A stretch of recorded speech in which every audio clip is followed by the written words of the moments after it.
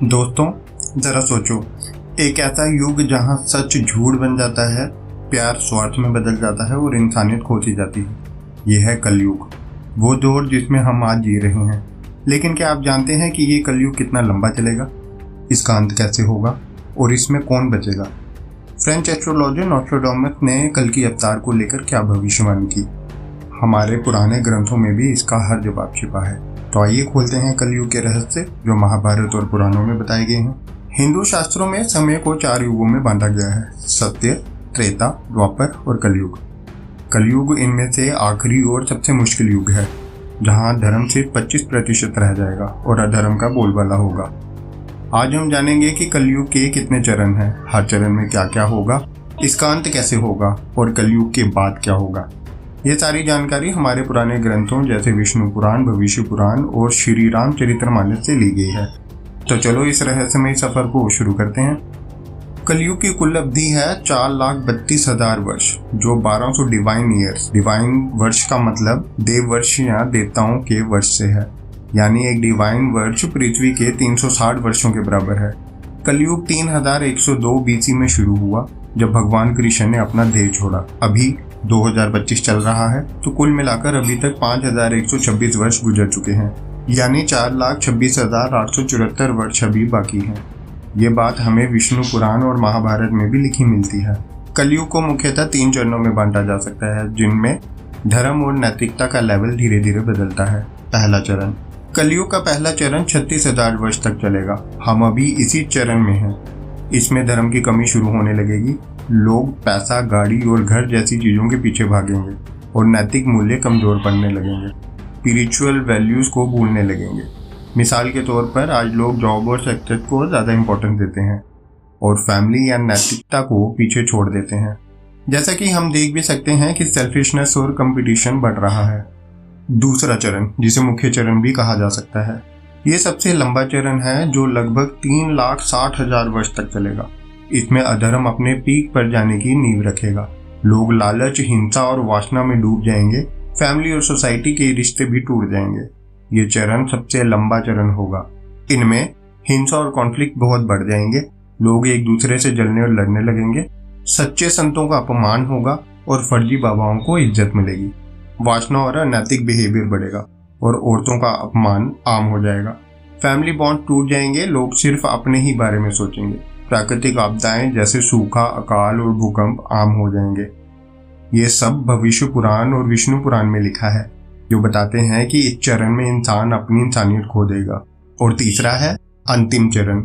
ये आखिरी चरण 36,000 वर्ष का होगा। इसमें सोसाइटी पूरी तरह बिखर जाएगी। प्राकृतिक आपदाएं दूसरे चरण से भी अधिक बढ़ जाएंगी और इंसान की आयु सिर्फ 20 वर्ष ही रह जाएगी। सोसाइटी पूरी तरह कोलैप्स हो जाएगी। नैतिकता नाम की चीज नहीं बचेगी। लोग पाप में डूब जाएंगे। प्राकृतिक आपदाएं इतनी बढ़ जाएंगी कि जिंदगी जीना मुश्किल हो जाएगा।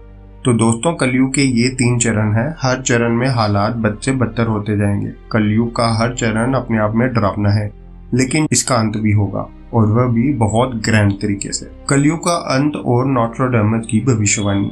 कलयुग का अंत बहुत ड्रामेटिक होगा। इसका वर्णन ब्रह्म वैवर्त पुराण और सूर्य सिद्धांत में भी बताया गया है। कल की अवतार का आना।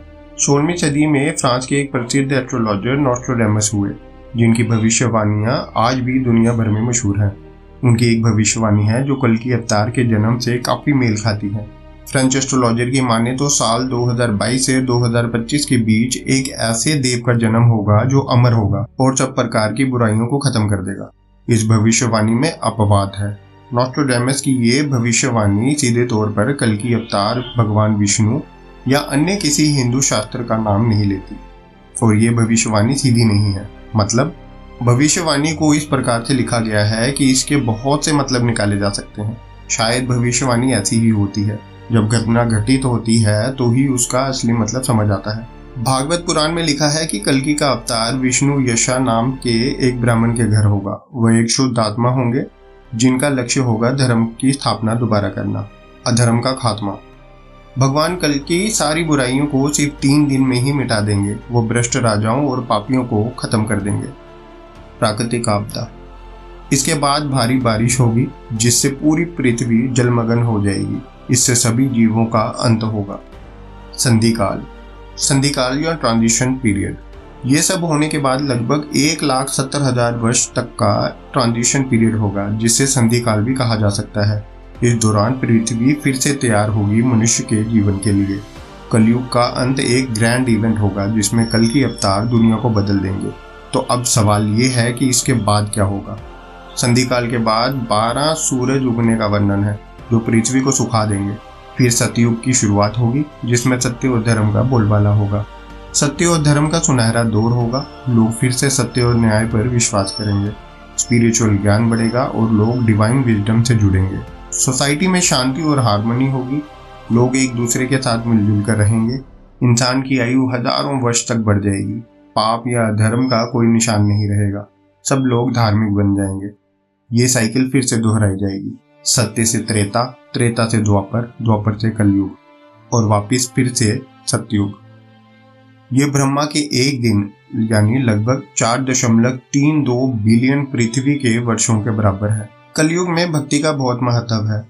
लोग भक्ति के जरिए अपने पापों से मुक्ति पा सकते हैं। चैतन्य महाप्रभु जैसे संतों ने भक्ति का रास्ता दिखाया।